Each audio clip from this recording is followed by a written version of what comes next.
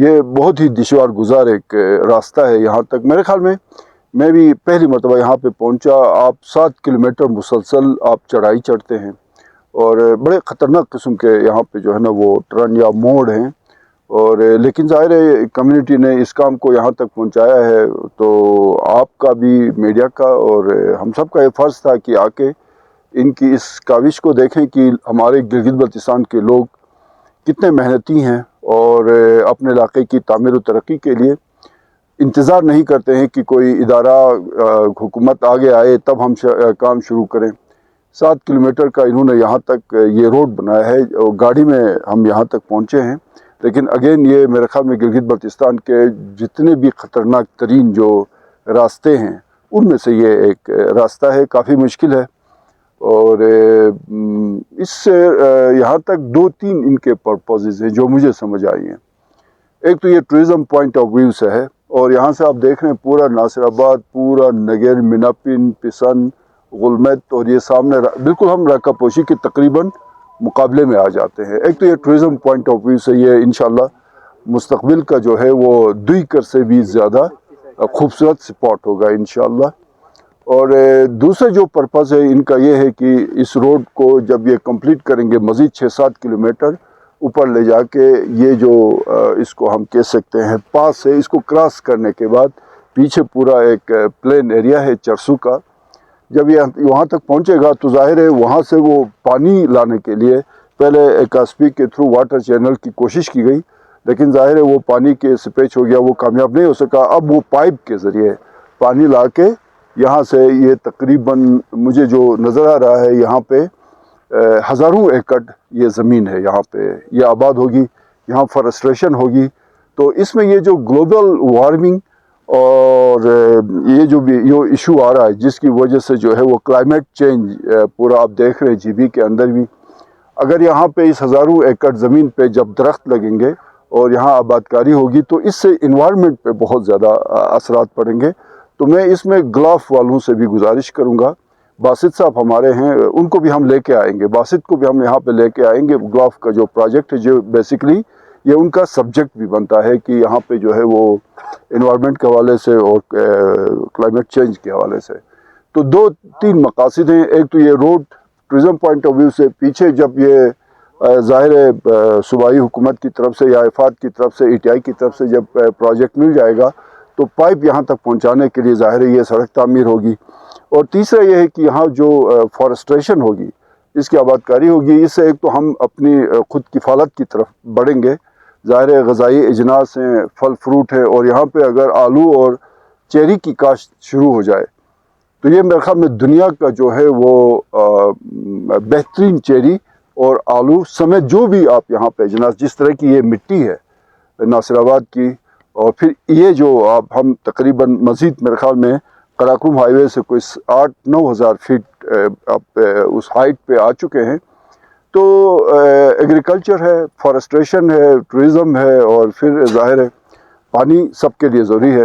تو اہم مقصد جو ہے وہ اس سب جو یہ جو کام ہوا ہے کمیونٹی کی طرف سے, میں ان کو مبارکباد پیش کرتا ہوں کہ یہاں پہ تو آدھے کلومیٹر روڈ بنانے کے لیے لوگ سرکار کے دروازے پہ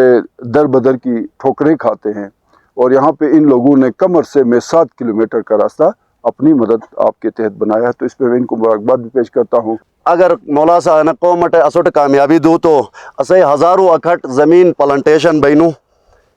تو مسجد سے بدک شکریہ تھا موس کا کو آنٹ وہی سو سے حوصلہ افزائی تھے, لیکن نے امید تھونس کہ انو پروجیکٹ مجا کہ اسے مزید رہنمائی تھے اسو شادی ہاتھ لمی گے تو مولا سے نے گئی عزت دئی کہ ناصر آباد پانی کے لحاظ سے شاید گلگت بلتستان کا وہ پہلا گاؤں ہے جہاں پانی کی انتہائی کمی محسوس کر رہے ہیں. اور یقیناً میں اس میں 2 الفاظ میرے نگر برادری کا بھی شکریہ ادا کرتا ہوں کہ انہوں نے آج ہمیں 2-3 6 انچ کی پائپ لائن میں سے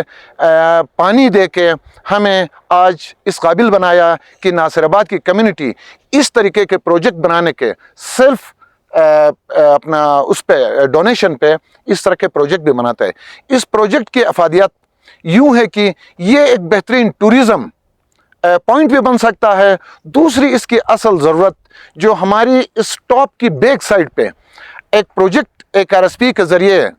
आज से कोई 84 में स्टार्ट हुआ था और उसके 8-10 साल में उसको मुकम्मल करने के बाद उस ज़मीन की खासियत यूँ बनी कि वो ज़मीन से पानी स्पेज होके नीचे पहाड़ के नीचे जो बर्फ़ होती है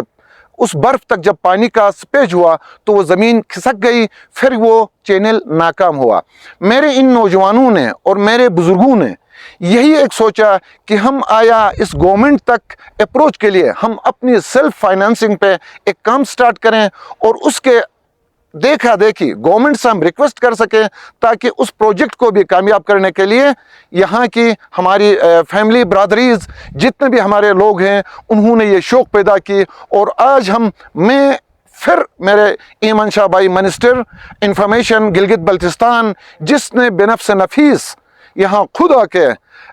इस चीज़ को देखा और इंशाल्लाह साथ में मैं मीडिया टीम मीडिया ग्रुप का भी इंतहाई मशकूर हूँ कि हमारी ये मजबूरी और ये हमारी डोनेशन जिस तरीके से हम इस रोड को निकालते हुए यहाँ तक आ चुके हैं इसकी पब्लिसिटी आप भी मीडिया ग्रुप भी करके हमें इस मुसीबत से निकालने के लिए आपका रोल हमारे लिए कलीदी रोल होगा। तो यही हमारी एक मकसद है। दूसरा इस गांव की अगर एरिया कवर देखें तो बहुत सारी हमारी ज़मीनें बंजर पड़ी हुई हैं और जहां हम खड़े हैं अगर ज़रूरत पड़े तो यहाँ हमारे घर आबाद भी हो सकते हैं। और ये एरिया जो है आज तक हमारे परदादों से हम सुनते आ रहे हैं कि यहाँ कोई ऐसे फ्लड का मामला या कोई इस तरह की तूफ़ानी मामला जितने भी बारिश हो जैसे भी बर्फ़ पड़े ये जगह as it is same safe और सिक्योर है। और इससे हमें ये मालूम होती है कि अगर हमारी पानी हम इस रोड के थ्रू क्योंकि पाइप की अप्रोच करने के लिए अब जब तक ये रोड हमारी किसी हद तक न बन जाए तो वहाँ तक पाइप की सप्लाई मुमकिन नहीं है। उस पाइप की सप्लाई को मुमकिन बनाने के लिए मेरे नौजवानों ने यही एक हौसला और हिम्मत रख के आज इस रोड की 5-6-7 किलोमीटर तक इन्होंने बना चुके हैं। और आज हम गवर्नमेंट से भी मुख्तलिफ इदारों से भी बेज़रिया मीडिया रिक्वेस्ट करते हैं कि आज हमारी इस ज़ुबान को हमारी इस मजबूरी को समझते हुए हमारी मदद फरमाई जाए ताकि इस कौम को इस नौजवानों को इस नस्ल को अपनी मदद आप इस गांव को डेवलप करके हम दूसरों की हाथ बन सकें, किसी की मदद के लिए हम उस काबिल बन सकें। तो